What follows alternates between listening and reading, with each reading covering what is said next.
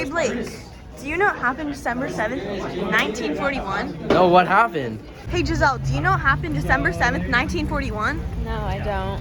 Hey, do you guys know what happened December 7th, 1941?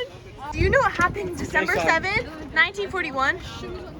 I do not. Abby, do you know what happened December 7th, 1941? The attack on Pearl Harbor. So Addie, can you tell me why did the Japanese attack the US in the first place? Wow, what a great question. Well, let me back up to the 1930s. Japan had spent much of the early 20th century modernizing its economy and military. They basically wanted to build an empire similar to Great Britain and the US. And from that, they could extract natural resources, exploit labor, and build new trade routes, and become one of the world's greatest powers.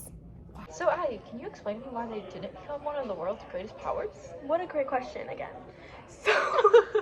So, the Japanese mainland didn't have the natural resources required to build that dream empire that they wanted so badly.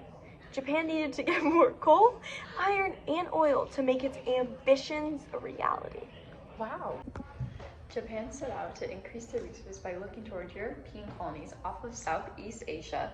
And once America found out Japanese plans to conquer Southeast Asia, the US imposed an embargo on iron, steel, and copper, all of which were essential to Japan's war industries. And later, Roosevelt cut off all oil shipments to Japan.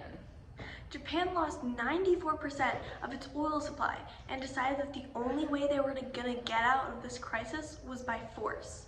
Japan planned the surprise attack at Pearl Harbor in an attempt to abolish US fleet in Hawaii and crush American morale so they'd give up and Japan could continue imperial expansion in European colonies. Isoroku Yamamoto, a Japan naval strategist, said, "A dagger point at Japan's throat and must be destroyed," talking about the US fleet. On December 7th, 1941, men arose to the sound of loud explosives, and the Japanese were at work. The Americans were aware that a surprise attack may happen, but they were unaware when, so this occurrence shocked them.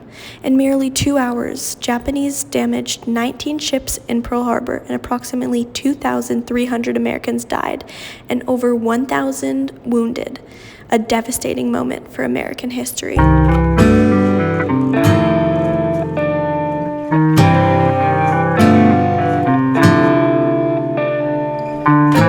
Welcome back.